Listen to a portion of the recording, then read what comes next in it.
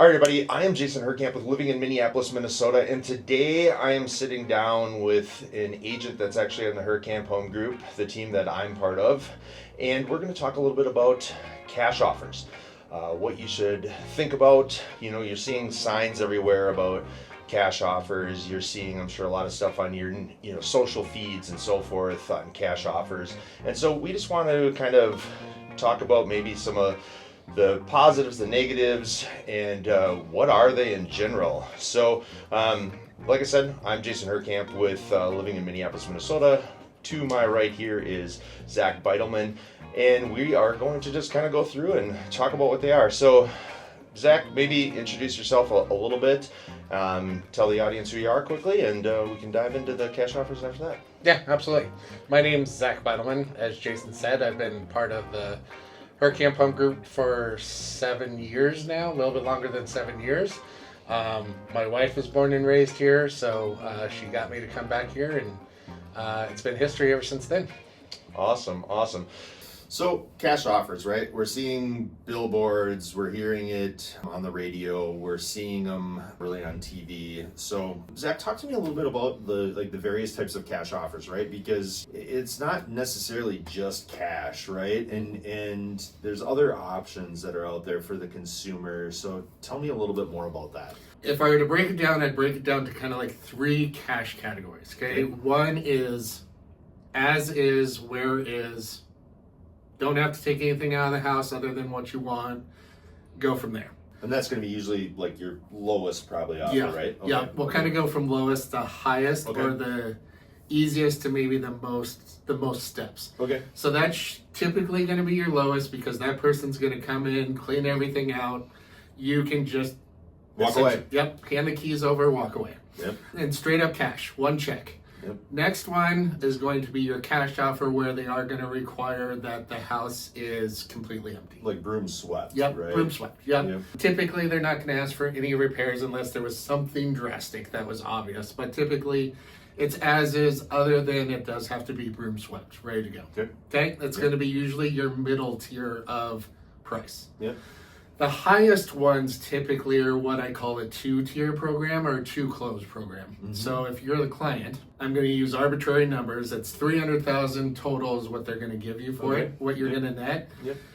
Typically, they're going to close and they're going to give you 65% of that $300,000 at the first closing. Okay. They're going to hold on to the rest of it. Okay. And what they're going to do during that time is they're going to fix it up, maybe do some remodeling, get it back on the market as soon as possible, and resell it. Now, remember that $300,000 number, right? Yep. They're still looking to get that out of that house when they sell it. When they sell it. If they sell it for that or more, you get the rest of it. Oh, okay. Put a little asterisk there. Sometimes there's some certain things that you need to be aware of, but essentially that's what it is. The good news is, if it sells for more, you get a percentage of it. Get a percentage of the additional money. And it's usually like 90%.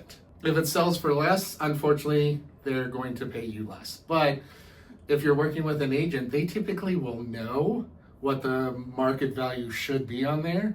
And to be frank, in some cases, we might end up being the one that's listing it for that investor. So you know that that's right in line of what we think it's going to be worth anyway, right? Yep. So those are your main 3. The third one obviously is a little bit different. And the hard part with that third one is 65% doesn't pay off maybe what's owed on it. You have to kind of see if you can move some stuff around, but that's usually going to get you the most money out of a cash offer. So, when I'm selling my house for a cash offer, someone comes in and offers me $300,000. What has to be deducted from that $300,000? I mean, I think people sometimes miss it, right? Because everything gets transferred with title work, right? Yep. So there's going to be a full transfer on title, and really, in my opinion, that's the only way that you really want to take a cash offer is transfer it out of your name, get your cash, everybody parts ways, and it's clean, right? Yep. Some of the things that we've seen come up that kind of change that bottom line are sorts of liens that are on the property, right? We've seen properties that have mechanics liens on them that have to be paid. Mm-hmm. We've seen properties that have utility liens on them. Those have to be paid. I've seen hospital payments. Yep, medical liens that are on the property. We've also seen it where other types of liens, it could be child support, it could be alimony, it could be things like that. So all of your liens need to be paid off, and those liens will be found, right? No matter what, they're going to be found if they're at the county, attached to the title. You want to be as open, as transparent as you can as a seller to tell, whoever you're working with about all the liens, right? Because if you don't, you're just kind of hurting yourself in the process, because those liens are going to be found. Any lien that's on the property is going to be found, and you want to know what you're truly going to net, right? It's not kind of like a wish and a prayer type of a scenario. So I think that's the most important thing as a seller, is we want to get you the most amount of money that we possibly can too. Whether the cash offer is the best option for you or the traditional is the best option for you, it's important for us to get you the most amount of money with the option that you choose to go with. And in order to do that with time and convenience, it's being very transparent about any mortgages or any liens that are on the property, because they're going to be found. So if we look at cash offers, who are you seeing that actually accepts the cash offer? Break it down to a couple different types of people. One would be someone that might have inherited a house that doesn't live in Minnesota, maybe hasn't even seen the house in many, many years. They could be in not so great shape and they just don't really have the time or resources to deal with it. It could be in good shape too, right? That's true. And, there's either zero to very little money owed on the property, so it's pretty much free and clear. It could be those that, it's just kind of in disrepair. It's an older house. They don't want to have to do any repairs. They don't want to have to deal with showings. They don't want to try to clean it up. Those kinds of things. It's convenience and it's quicker and they don't have to go with it. But then obviously there's a price associated with that. Yeah, so talk to me a little bit about that. I come in as a seller and I want to do a cash offer on a home that I own.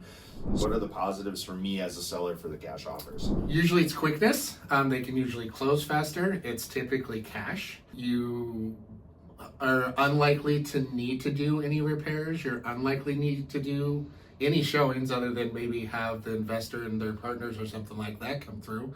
That would be the biggest benefit, but usually those are homes that need the most of those kinds of things, right? They need repairs and they have deferred maintenance that needs to be done on them. Sure. So benefits, the positive things for cash offers, they can probably sell it fairly fast, right? We're seeing, 7 days use probably the least amount of time that you can do it, but we can see that they can close in 7 days. And, really depending on the investor, the seller can leave whatever they want there. They don't have to do any repairs. They could just really walk away if it's the right investor. Yep. What are some of the negatives that you see, if there are any, with cash offers? It's a good question. And it's probably the one thing that when I talk to clients in this scenario, they didn't really realize until I bring it up to them or we bring it up to them.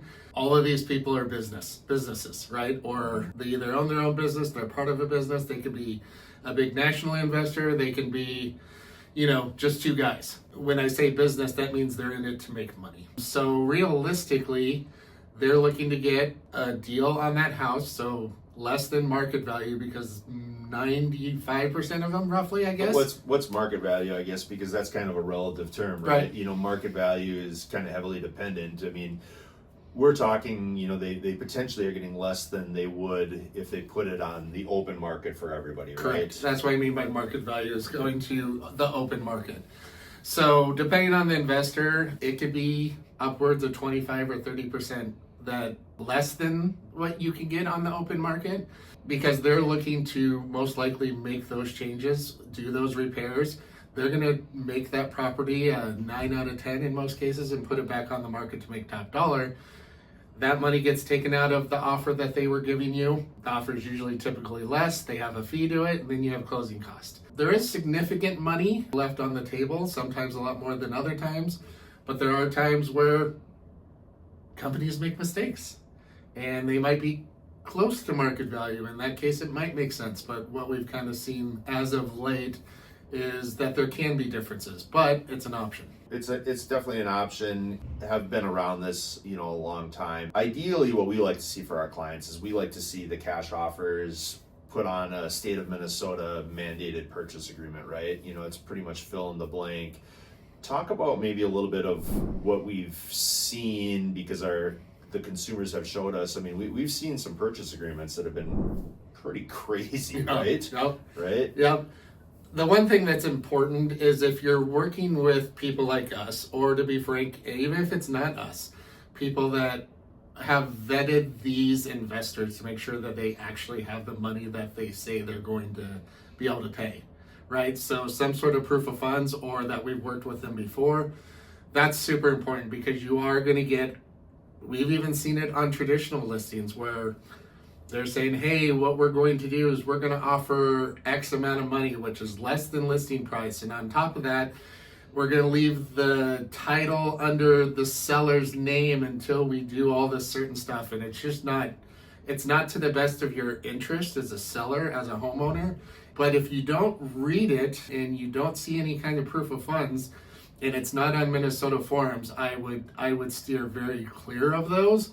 Find someone that's done this for many, many years and worked with different companies, both honestly, good and bad. We've had some that we worked with that didn't pan out to be what they said they're going to, and so we don't work with them. And we've found half dozen that I think are really good companies that give all sorts of different offers.